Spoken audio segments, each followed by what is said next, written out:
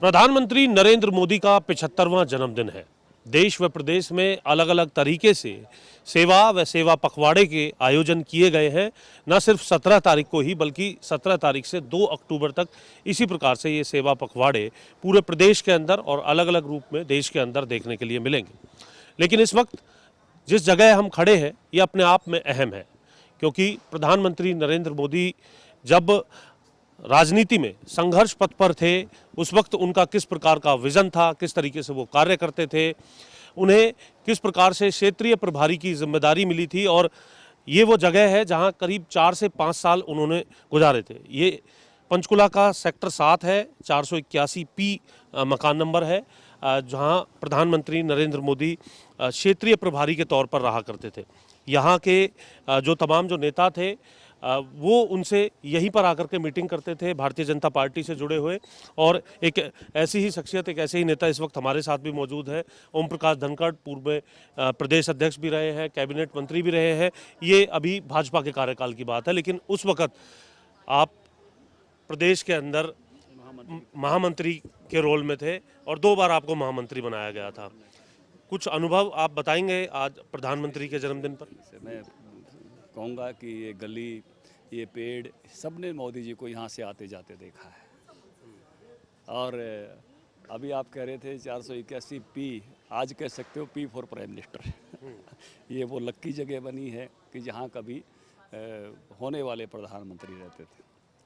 देखिए, मैं ये मानता हूँ कि हम सब लोगों का जिसको भी उनके साथ काम करने का मौका मिला है, हम सब एक सौभाग्यशाली हैं कि इतनी सारी चीज़ें उनके जीवन में। मैं उस समय की चीज़ों की बात करूँगा। एक सबसे गजब की बात उनका ये था कि वो टेक्नोलॉजी से बहुत गजब का लगाव रखते थे और सब मोबाइल फ़ोन रखे। आप 96 में मोबाइल फ़ोन सोचिए एक बार, शुरू हुआ था सब, इतने बड़े बड़े वो फ़ोन आते थे और महंगे भी बहुत थे। हमको कहा सब महामंत्री मोबाइल फ़ोन रखेंगे। मैंने कहा साहब इतने पैसे कहाँ से, मैं तो टीचर था उस उन्होंने कहा नहीं, पार्टी अरेंज करेगी। मोबाइल फ़ोन रखिए, कंप्यूटर रखिए, फैक्स मशीन घर पर रखिए, फास्ट कम्युनिकेशन होना चाहिए, सीखिए। इस घर पे जहां हम खड़े हुए हैं, माफ़ी चाहूँगा मैं आपसे, क्योंकि इससे जुड़ी हुई बातें भी हमें पता होनी चाहिए। और मैं देख रहा हूँ कि जिनका ये घर है उन्होंने भी इस घर को एक तरीके से स्टेटस को पे छोड़ा हुआ है। इससे जुड़ी हुई यादें, कोई मीटिंग हुई हो, कोई बात रही हो ऐसी जो आप? छोटी टोली की बैठक, हम जनरल सेक्रेटरी अपने मोदी जी के साथ यहाँ बैठते थे। कभी कभी कोई विषय, जैसे तत्कालीन विषय कोई होना है, ट्रेनिंग कैंप्स होने हैं तो ट्रेनिंग कैंप्स के लिए कुछ तैयारी होनी है तो हम यहाँ आकर बैठते थे। तो ऐसे एक बार नहीं अनेक बार जो है उनकी बैठक के लिए का जो स्थान था हमारे लिए, वो काफ़ी सुविधाजनक स्थान था। जो आकर वहाँ जन निवास रहते थे वहाँ आकर मिलना, तो ये बहुत ही, मैं कहूँगा कि जिस सहजता के साथ वो रहते थे। पहली बार आए तो हमको भी लगा कि हम तो सोच के आए थे कि किसी बड़े सारी कोठी में शायद यहाँ होंगे, लेकिन इस मकान को देखकर, उस सादगी को देखकर, वो सादगी हर किसी को आज भी प्रभावित करती है। बाद में दिल्ली में भी जहाँ वो रहते थे उसमें अशोक रोड पर, वो मकान, वो कमरा भी उतना ही छोटा था। सदा सादगी के साथ रहना उन्होंने जीवन में उस प्रकार से अपने चुना है, उन्होंने खुद सादगी को चुना है। और ये जो उनके व्यक्तित्व की जो बहुत सारी बातें हैं जो हमने यहाँ रहते हुए या हरियाणा में काम करते हुए महसूस की, मैं कहूँगा कि वो बहुत साहसी व्यक्ति है। और उनके बहुत सारे फैसले आप देख सकते हो, सीमा पार जाकर जो है आतंकवादियों को ठोकना साहस की बात है, नोटबंदी का उस समय फैसले लेना साहस की बात है, जीएसटी लागू करना साहस की बात है। वो साहस हम यहाँ देखते थे उनके जीवन में। वो किसी भी साहसी व्यक्ति को पसंद करते थे। संगठन के तौर पर तो बड़ी जिम्मेदारी थी। दिल्ली वो देखते थे, हरियाणा वो देखते थे, हिमाचल, चंडीगढ़ से शुरू होकर बढ़ता चला गया, पंजाब, हिमाचल, दिल्ली सब बढ़ता चला गया। जम्मू एंड कश्मीर भी उनके पास था जब यहाँ पर जिम्मेदारी थी 4-5 साल वो। जो उनका, मैं 2-3 घटनाएं आपको जरूर उल्लेख करूंगा, बहुत ही उल्लेखनीय घटनाएं हैं। संतोष यादव माउंट एवरेस्ट चढ़ के आई, आपको याद होगा जब वो यहाँ, उन्होंने कहा इस बहन को संपर्क करो, पार्टी में लेकर आओ, हौसले वाली बहन है, हमको आगे बढ़ाना चाहिए ऐसी बहनों को।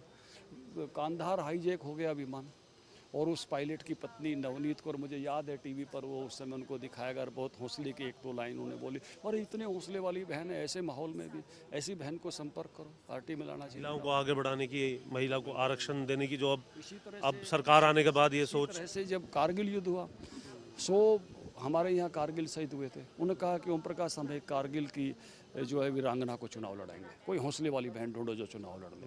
बहुत कम उम्र के लोग थे, ढूंढना एक आसान काम नहीं था। सुधा यादव जी थोड़ी ठीक उम्र की थी, पीएचडी थी, नौकरी करती थी। हमने सुधा यादव को ढूंढा, शेयर किया कि ऐसे ऐसे सुधा यादव जी। उन्होंने कहा तुरंत इनका बायोडाटा लो और तुरंत इनसे संपर्क करो, चुनाव लड़ेंगे।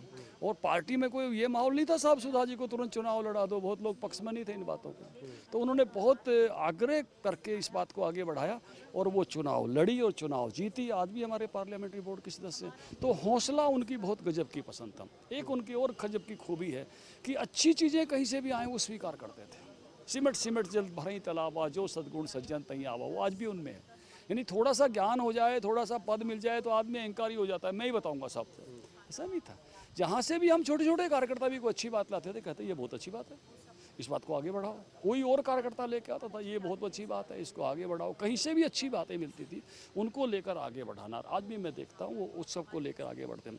उनका जो कमिटमेंट, जिसको मैं कहूँगा कि किस लिए काम करते थे, मोटिवेशन क्या, उसको आप एक झलक से देख सकते हो। उन्होंने हिमाचल में ट्रेनिंग कैंप चल रहा था, उन्होंने कहा धनखड़ जी मुझे एक गीत फैक्स करो तुरंत, वैष्णव जन तो तैने कहिए पीर पर आई जाने रे। मैं यह ट्रेनिंग कैंप में उसको गंवाना चाहता हूँ। मुझे याद है रोहतक में शिक्षा भारती स्कूल में ट्रेनिंग कैंप हो रहा था हमारा 3 दिन का। उनका टॉपिक क्या था, अगर नेता बनना है तो माँ के गुण सीख लो। मातृत्व ही नेतृत्व है।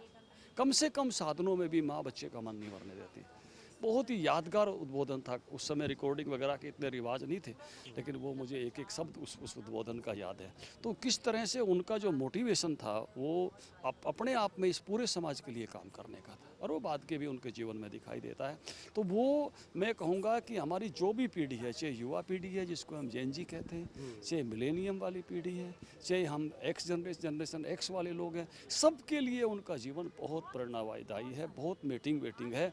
एक सबसे गजब की बात कि वो उन्होंने जो कुछ हासिल किया ना, मुझे व्यक्तिगत रूप से ऐसा लगता है अपनी एनर्जी को इन्वेस्ट करके। उनके पास एक ही रिसोर्स था, खुद की एनर्जी, और उसको इन्वेस्ट करते करते वो देश के सर्वोच्च शिखर पर पहुंचे हैं और उस पर मेंटेन कर रहे हैं, देश को आगे बढ़ा रहे हैं। आज के दिन क्या कहेंगे प्रधानमंत्री को, खबरें अभी तक? वैसे शानदार तरीके से जिस तरह से वो देश को आगे बढ़ा रहे हैं, उसी प्रकार से देश का नेतृत्व करते हुए आगे बढ़ाते जाएं।